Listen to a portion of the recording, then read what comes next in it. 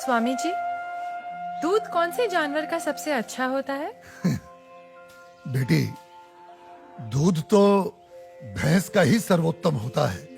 फिर तो आपको भैंसशाला चलानी चाहिए स्वामी जी। आप गौशाला चलाते हैं और दूध भैंस का सबसे अच्छा बता रहे हैं।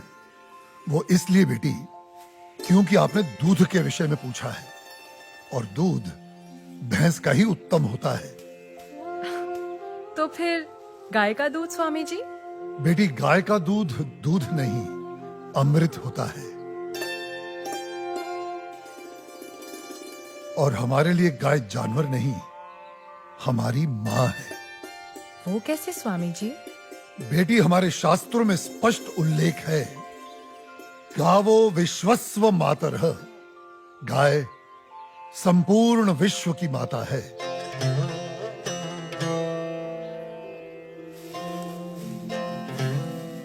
बेटी, गाय ही संसार में एकमात्र ऐसा प्राणी है जिसके अंग अंग से संसार को लाभ प्राप्त होता है। गाय दया, ममता और त्याग की देवी है। गाय लोक मंगल का स्वरूप है।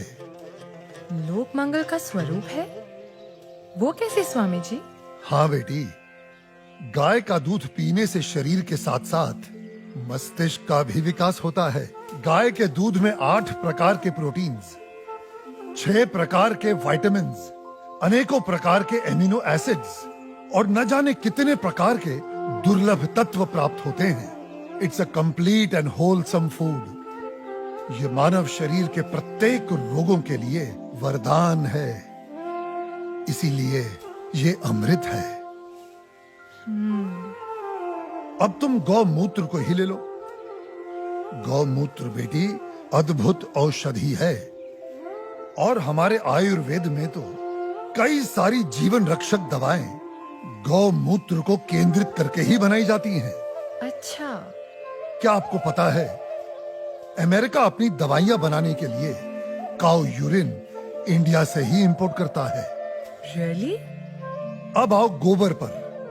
काऊ डंग, जिसका अज्ञानी लोग बहुत मजाक उड़ाते हैं, वही गोबर ईंधन और खाद यानी कोल और मैन्योर का काम करता है। It's a natural fuel and fertiliser. आपको पता है बेटी, गांव के कच्चे घरों की दीवारों पर गोबर लेपने से उन पर सूर्य की सख्त और विषाक्त किरणों का असर ही नहीं होता। ओह। बेटी, हमारे शास्त्रों में कहा गया है कि गाय के खुरों से उड़ी धूल यानी गोधूली अपने मस्तक पर लगाना तमाम तीर्थों में स्नान करने के बराबर है। लेकिन स्वामी जी, आपने ये गौशाला खोलकर जो बूढ़ी और दूध ना देने वाली गायों को शेल्टर दिया है, अगर कोई कसाई इन्हीं गायों को काटकर उनका मांस अगर बाजार में बेचता है, उसे तो 30-40 हजार का लाभ हो सकता है। लेकिन आपने तो इन बूढ़ी गायों को शरण देकर उसके पेट पर तो लात मार दी है। उस बेचारे का तो रोजगार छिन गया है स्वामी जी। हम कितने एहसान फरामोश हो गए हैं बेटी। चलो आज एक कैलकुलेशन करते हैं। एक गाय 20 से 25 साल जीती है। वो अपने जीवन काल में 15 साल हर रोज 15 से 20 लीटर दूध देती है। इसका मतलब एक साल में हुए तकरीबन 7,000 लीटर दूध और 15 साल में हुए 1,05,000 लीटर दूध। अब आप अंदाजा लगा लो, 1 लीटर दूध कितने का बिकता है और 1,05,000 लीटर दूध कितने का बिकेगा। अब तुम वैसे ही गोबर और गौमूत्र का भी गणित जोड़ लो। तुम्हारी आंखें फटी और खुली रह जाएंगी कि एक गाय अपने पूरे जीवन काल में कितने करोड़ों रुपए मनुष्य को कमा कर देती है। बेटी, अनेक इंडस्ट्रीज काऊ डेयरी और उसके बाय प्रोडक्ट्स पर टिकी हुई हैं। और ये गणित यहीं खत्म नहीं होता बेटी। उसकी मृत्यु के उपरांत उसकी चमड़ी, उसकी अस्थियां भी काम में आती हैं। उससे भी लोग पैसे कमाते हैं। और आप 30-40 हजार रुपयों की खातिर उस ममता की मूर्त को जीवित काट कर व्यापार करने की बात कर रही हो, उसे खाने की बात कर रही हो।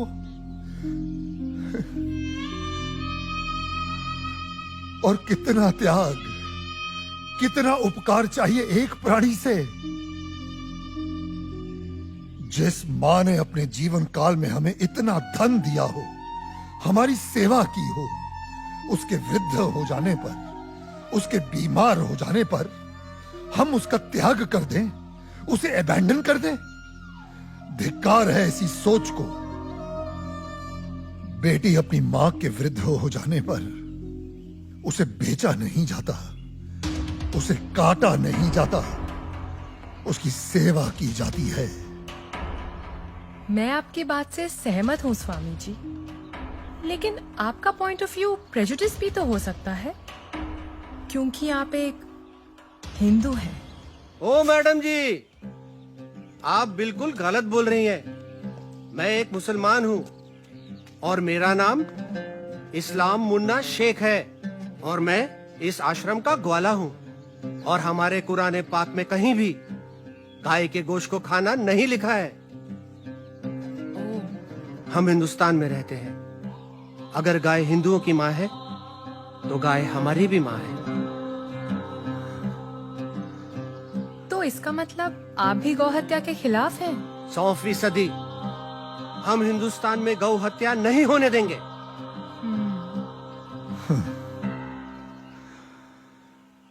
बेटी, जितनी भी बीमार, लाचार और दूध ना देने वाली गायें हैं, जिन्हें हमारे अपने ही हिंदुओं ने अपने निजी स्वार्थ के लिए त्याग दिया है, हम उन सब गायों को अपने यहां शरण देंगे, उनकी सेवा कर उनका ऋण चुकाएंगे। पादरी साहब मुबारक हो। आदिवासियों के 4 गांव, सबसे बात हो गई है। सब धर्म परिवर्तन के लिए तैयार हैं।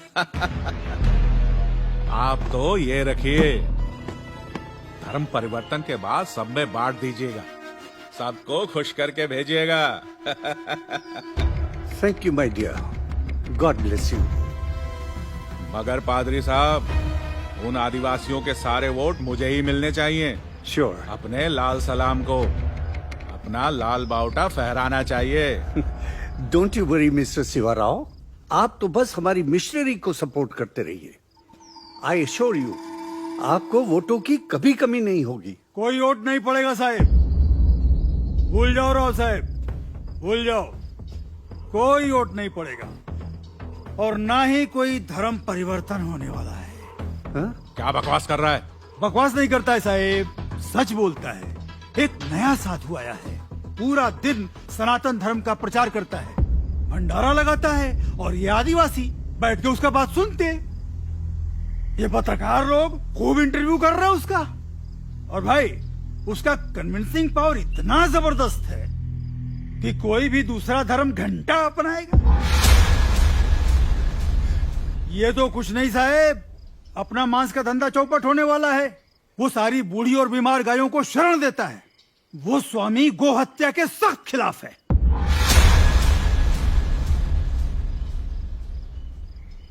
शिवा साहिब, इन्हीं गायों को तो हम खरीदते, इन्हीं का तो मांस बेचते। आपको पता है, उसकी गौशाला में मुसलमान काम करते हैं और हमारे कसाई घर में कई कसाईयों ने गाय काटने से इनकार कर दिया है। शिवा साहिब, गाय नहीं कटेंगी तो धंधा कैसे होएगा, और धंधा नहीं होएगा तो पैसे कहां से आएंगे, और पैसे नहीं आएंगे तो इलेक्शन में जीतेंगे कहां से। उन्हें अपनी भाषा में समझाया नहीं उसको? समझाने गए थे साहिब, साले ने दम देके भगा दिया हमको। बोले तो बहुत सॉलिड है, एकदम पावरफुल है वो।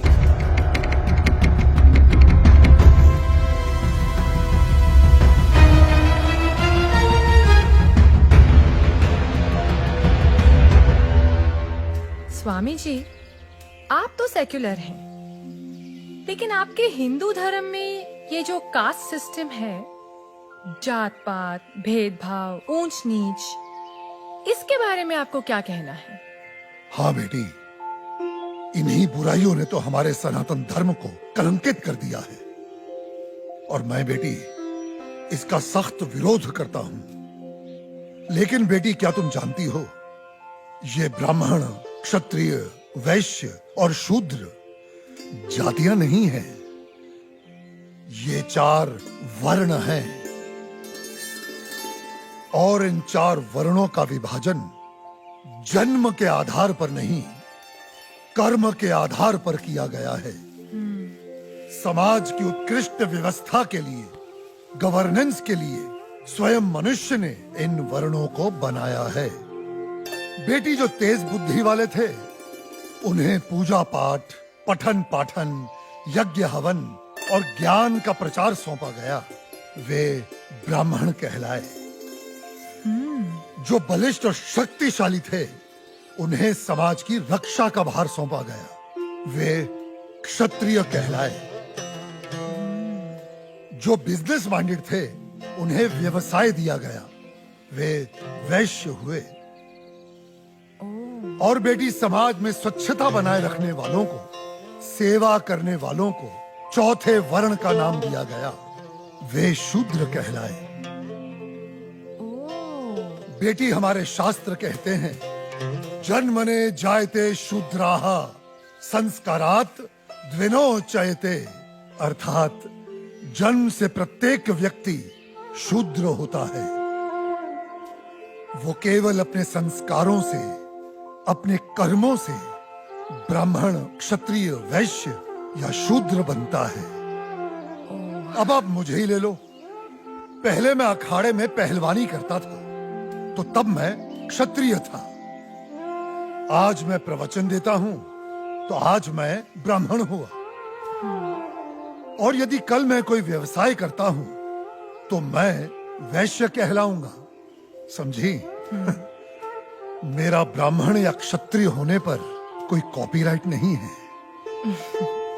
बेटी हमारे सनातन धर्म में ऊंच नीच का कोई स्थान नहीं है।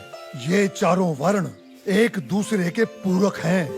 दे are interdependent on each other. ये एक गाड़ी के 4 पहियों के समान है। बिना एक दूसरे के सहयोग के समाज का कोई भी महत्वपूर्ण कार्य पूरा नहीं हो सकता। जी स्वामी जी। बेटी सनातन धर्म तो समस्त वर्णों, समस्त प्राणियों में करुणा, दया और अपनत्व की भावना रखना सिखाता है। सर्व धर्म समभाव में विश्वास करना सिखाता है। हमारा धर्म सब धर्मों को एक समान मानता है। बेटी हमारे लिए तो ये पूरी धरती एक कुटुंब है, एक परिवार है। The whole world is one family. वसुधैव कुटुंबकम। पंडित!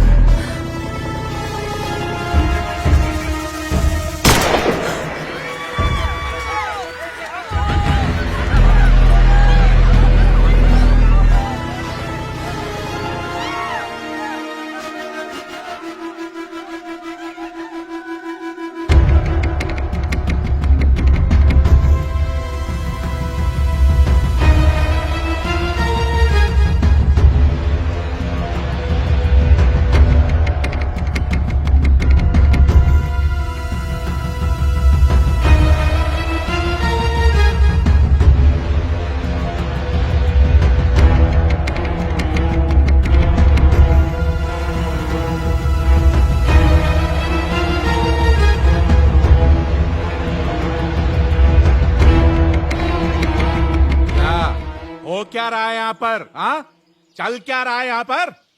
तुम लोग यहाँ धर्म परिवर्तन करा रहे हो। मैं केवल धर्म का अर्थ समझा रहा था, सत्य का मार्ग बता रहा था। हाँ, रहने दे, साफ पता चल रही है तुम्हारी मंशा। ये जो तुम गौशाला खोलकर, ये रोज रोज के मुफ्त के भंडारे लगाकर इन गरीब आदिवासियों को बरगला रहे हो, घर वापसी की मुहिम चला रहे हो। ए, लाल बूटे के ठेकेदार, गलत। यहाँ पे कोई घर वापसी नहीं हो रही है, कोई धर्म परिवर्तन नहीं हो रहा है। मैं खुद एक मुसलमान हूँ और इस आश्रम में नमाज अदा करता हूँ। स्वामी जी ने आज तक मुझे कभी नहीं रोका है। तुम लोग गलत अफवाहें फैला रहे हो। ए मुन्ना, चुप रह, चुप। तू चुप रहे। क्या तुम लोग हिंदू मुसलमान बोल बोल के हम में दरार पैदा कर रहे हो? चलो निकलो यहाँ से, बंद करो अपनी ये राजनीति की दुकान। ए मुन्ना, तू अपना मुंह बंद रख। चिल्लाओ मत। मैं तुम्हें अच्छी तरह जानता हूं कनन शिवाराव। जिस प्रकार तुम सनातन धर्म के विरुद्ध इन भोले भाले आदिवासियों के हृदय में जहर इंजेक्ट कर रहे हो और अपनी वोटों की खातिर पैसा बांट बांट कर इनका धर्म परिवर्तन कर रहे हो, ये सब अब नहीं चलेगा। ए स्वामी, तू जानता भी है कौन है ये? जानता हूं, तुम्हारे आका हैं जो तुम्हारे नाम पर फर्जी ट्रांसपोर्ट कंपनी चला रहा है और गैर कानूनी तरीके से गौ मांस बेचने का घोर अपराध कर रहा है। ए पंडित, कनन शिवाराव, गाय हमारी माँ है। हम उसकी पूजा करते हैं, उसकी सेवा करते हैं और कोई उसे काटे हम कतई बर्दाश्त नहीं करेंगे। हम तुम्हारा ये गोरख धंधा बंद करवा के रहेंगे। ए तू हमारा धंधा बंद करवाएगा? हाँ?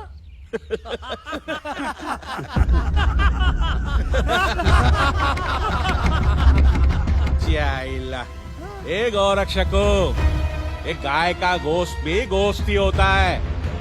ए तू होता कौन है हमें रोकने वाला? हा?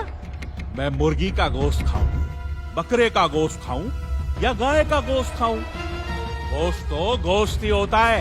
ए क्या फर्क पड़ता है? बिल्कुल फर्क पड़ता है। मानो तो माँ माँ है वरना जानवर। कनन शिवाराव, माँ, बहन, बेटी और पत्नी सभी स्त्री जात होती हैं, लेकिन सभी के साथ एक जैसा संबंध नहीं बनाया जा सकता। ए कनन, क्या तू अपनी माँ बहनों के साथ सोता है, उनका बिस्तर गर्म करता है? हरामखोर, माँ पे जाता है।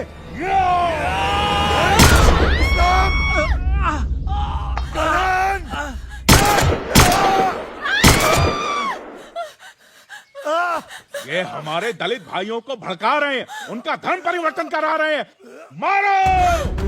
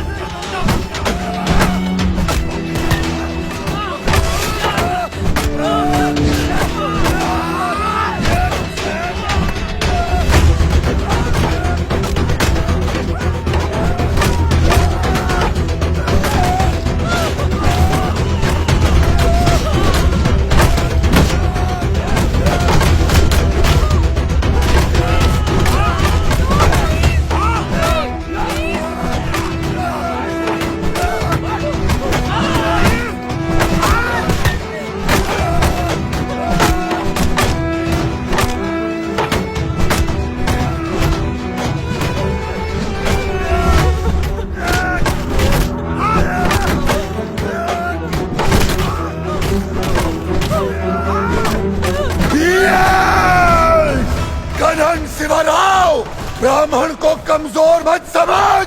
ब्राह्मण दीनहीन तो सुदामा, त्याग में दधीचि और प्रतिशोध में चाणक्य और दंभ में रावण और रुद्र हुआ तो परशुराम।